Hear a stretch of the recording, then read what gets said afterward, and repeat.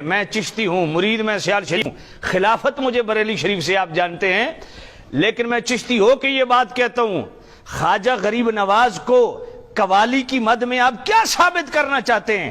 میں نے کہا سیر الاولیاء پڑھو، خواجہ غریب نواز معین الدین چشتی اجمیری وہ ہیں جو روزانہ 2 قرآن مجید ختم کرتے ہیں۔ چشتی بنتے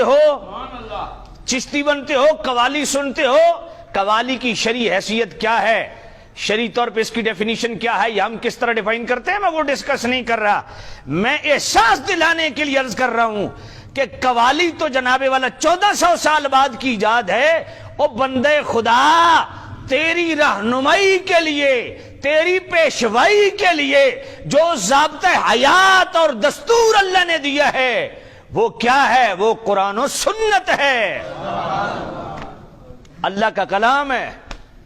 تو پہلے 2 روزانہ قرآن ختم کرنا، اس کے بعد تو قوالی سن تو مجھے بھی سمجھ آئے گی، اور جب تو صبح و شام قرآن کی تلاوت کرنے لگ جائے گا، میں اللہ کی قسم اٹھا کے کہتا ہوں تمہیں تلاوت قرآن کی اتنی لذت ملے گی کہ قوالی سننے کی تجھے فرصت ہی نہیں ملے گی،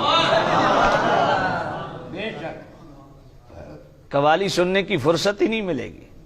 لیکن قرآن کے ساتھ یہ کیا جناب والا، ہم یہ رویے ہمارے کیا ہیں؟ محفل نعت ہو تو 5 گھنٹے نعت اور صرف 10 منٹ تلاوت قرآن، عرس کی محفل ہو درباروں پہ اور جناب والا 5 منٹ تلاوت قرآن اور 2 گھنٹے قوالی۔ یہ میں صرف آپ پہ قوالی نہیں کر رہا، آپ کو پتہ ہے ساری چیزیں میں ریکارڈ رکھتا ہوں، یہ 5 منٹ کی تلاوت اور 2 گھنٹے کی قوالی یہ بھی میرے پاس ریکارڈ موجود ہے، میں ریکارڈ کے بغیر بات نہیں کرتا۔ تو سامع نزی احتشام، جب سے قرآن مجید کے ساتھ ہم نے یہ معاملہ کیا اور ہم نے پڑھنے کے لیے کیا رکھا، ابا مر گیا ختم پڑھا دو، اماں مر گئی ختم پڑھا دو، میت جا رہی ہے سرہانے رکھ دو۔ اور دکاندار کیا کرتا ہے؟ خود کھولنے کی توفیق نہیں، دکان پہ جائے گا، ادھر سے جناب والا ٹی وی لگا دے گا، ادھر دکان کی صفائی بھی ہو رہی ہے، ادھر اپنی جناب سبزی پہ وہ جھاڑ پوچھ بھی ہو رہی ہے، اور تلاوت قرآن پتہ نہیں کون سن رہا ہے، کیلے سن رہے ہیں، سیب سن رہے ہیں، کدو سن رہے ہیں، سمجھ کوئی نہیں ہے آپ کو۔ او بندہ خدا، تلاوت سن کون رہا ہے؟ تیری سبزی سن رہی ہے، تیرے فروٹ سن رہے ہیں، پیاز ٹماٹر سن رہے ہیں۔ اتنی تجھے توفیق نہیں ہے، خود جناب والا گرد و غبار اڑا رہا ہے، خود سبزی صاف کر رہا ہے، خود ڈیلنگ کر رہا ہے، ادھر سے یہ رویے ہمارے قرآن کے ساتھ۔ انکم لا ترجون الی اللہ بشیء افضل مما خرج منہ یعنی القرآن۔ قرآن کو میں رات کو پڑھ رہا تھا، مصطفیٰ کریم صاحب اللہ صلی اللہ علیہ وسلم فرماتے ہیں جس گھر میں قرآن کی تلاوت ہوتی ہے نا، وہ گھر دنیا میں فرشتے، آسمان والے فرشتوں کو ایسے نظر آتے ہیں جیسے زمین پہ آپ کو آسمان میں سورج چمکتا نظر آتا ہے۔ اس لیے میرے بیٹے بیٹھے ہیں، میں نے ان کو پابند کیا ہوا ہے، میری بیٹیاں میرے بیٹے نماز تراویح کے بعد ایک پارہ گھر میں تلاوت کر کے سونے کی اجازت ہے، اس سے پہلے سونے کی اجازت ہی نہیں ہے۔ تو سامعین ذی احتشام، اللہ کا واسطہ اپنے گھروں کو قبرستان نہ بنائیے، اور صرف یہ ٹی وی کیا مرض بن گیا یار، اور ٹی وی سے تھوڑی جان چھڑاؤ، اللہ کا واسطہ خود قرآن پڑھو، کوئی اس زبان پہ اللہ کا کلام جاری ہو، دل میں وہ اترے، کوئی لذت محسوس ہو۔ توجہ ہے کوئی نہیں ہے؟ تو سامع نزید شام، سب سے زیادہ قرب خدا بندی میرے کریم نبی کیا فرماتے ہیں کہ اللہ کے قرآن سے نصیب ہوتا ہے۔ امام احمد بن حنبل رضی اللہ تعالیٰ عنہ، یہ وہ عظیم ہستی ہیں کہ حدیث پہ اتنا جامع انداز میں انہوں نے کام کیا، 7 لاکھ حدیثیں جن کو سندن متن حفظ دی۔ امام احمد بن حنبل وہ فرماتے ہیں میں نے خواب کے اندر رب کا دیدار کیا۔ اب میں یہ واقعہ ایسا آپ کو سنانے لگا ہوں، ایمان تازہ ہو جائے گا، آپ فریش ہو جائیں گے، آپ کو دل میں روحانیت محسوس ہوگی، اور میں چاہتا ہوں کہ ایک ایسی سبحان اللہ سننے کو ملے کہ اللہ تعالیٰ اپنی پاکی سن کے ہم سب کو پاک فرما دے۔ امام احمد بن حنبل رضی اللہ تعالیٰ عنہ جیسے محدث جن کو 7 لاکھ حدیثیں سندن متن حفظ تھیں، جن کی زندگی بیت گئی حدیث رسول کی خدمت میں، وہ فرماتے ہیں میں نے خواب کے اندر اپنے رب کا دیدار کیا اور رب سے ہم کلامی کا شرف نصیب ہوا، تو میں عرض گزار ہوا اے میرے کریم اللہ، تیرا قرب پانے کے لیے سب سے بہترین ذریعہ کیا ہے؟ اللہ نے فرمایا قرآن۔ حضرت امام احمد بن حنبل عرض کرتے ہیں میرے اللہ کوئی سمجھ کے پڑھے یا بغیر سمجھے پڑھے؟ تو اللہ نے فرمایا احمد یہ میرا وہ کلام ہے جو سمجھ کے پڑھے وہ بھی میرا قرب پا لیتا ہے، جو بغیر سمجھے پڑھے وہ بھی میرا قرب پا لیتا ہے۔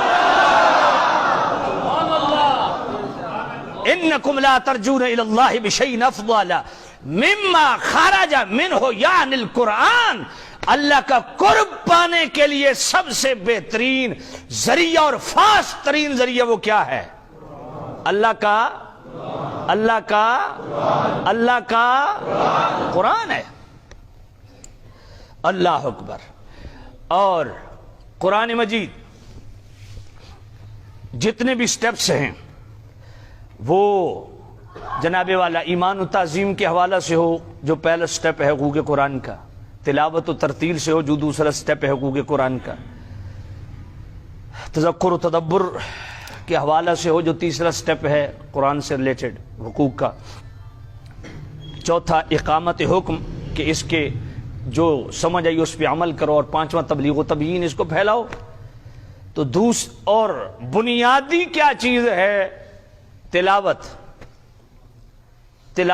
صرف تلاوت کا آپ دیکھ لیں کہ تلاوت کرنے سے کیا کچھ ملتا ہے۔ سبحان اللہ۔ سورہ فاطر، سورہ فاطر آیت نمبر 28 جو بڑی مشہور ہے، انما یخشی اللہ من عبادہ العلماء، اس سے ریلیٹڈ اگلی آیت 29ویں آیت سورہ فاطر کی، اللہ کیا فرماتا ہے؟ الذين يتلون كتاب الله وأقاموا الصلاة وأنفقوا مما رزقناهم سرا وعلانية يرجون تجارة لن تبور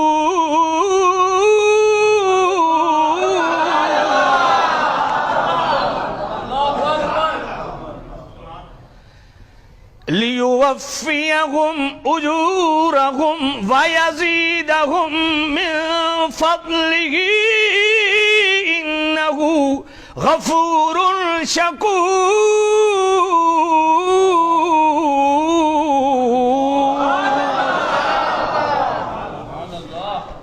تین چیزیں میرے رب نے ڈسکس کی، الذین یتلون کتاب اللہ وَأَقَامُوا الصَّلَاةَ وَأَنفَقُوا مِمَّا رَزَقْنَاهُمْ۔ فرمایا جو تلاوت قرآن کرتے ہیں اور نماز قائم کرتے ہیں، وَأَنفَقُوا مِمَّا رَزَقْنَاهُمْ، اور میرے دیے ہوئے رزق حلال سے انفاق کرتے ہیں، اللہ کے راستے میں خرچ کرتے ہیں، سرن جہرن، چھپ چھپا کے اور اعلانیہ۔ فرمایا یرجون تجارت لن تبور، یہ تلاوت قرآن کرنے والے، یہ نماز قائم کرنے والے، یہ اللہ کے راستے میں انفاق فی سبیل اللہ کرنے والے، فرمایا یہ وہ ہیں، یہ اللہ سے وہ تجارت کر رہے ہیں جس میں گھاٹا نام کی چیز نہیں ہے۔ توجہ ہے؟ اللہ اکبر۔ ایک تلاوت قرآن، اور پھر تلاوت قرآن کی مد میں ضروری ہے کہ آداب تلاوت کا خیال رکھے، اور تلاوت کے متعلق جو تجوید و ترتیل کے قوانین ہیں ان کو مد نظر رکھے، حروف کے مخارج کو مد نظر رکھے، اور پھر وقف کہاں کرنا ہے۔ الترتیل هو تجوید الحروف معرفت الوقوف، اس کو پتہ ہو تجوید کیا ہے، ترتیل کیا ہے۔ اگر قرآن مجید کی تلاوت سے ریلیٹڈ جتنے آداب ہیں ان کو بروئے کار لائے اور تلاوت کرے، وَأَقَامَ الصَّلَاةَ اور نماز قائم کرے، اور پچھلے 2 جمعے آپ جانتے ہیں 2 خطبات جمعہ میں نے نماز پہ دیے، ایک فضیلت نماز، ایک حفاظت نماز، وہ میں تفصیل سے ڈیٹیل سے نماز کی عظمت پچھلے 2 جمعوں پہ بیان کر چکا ہوں، اس لیے اس کو میں چھوڑ رہا ہوں۔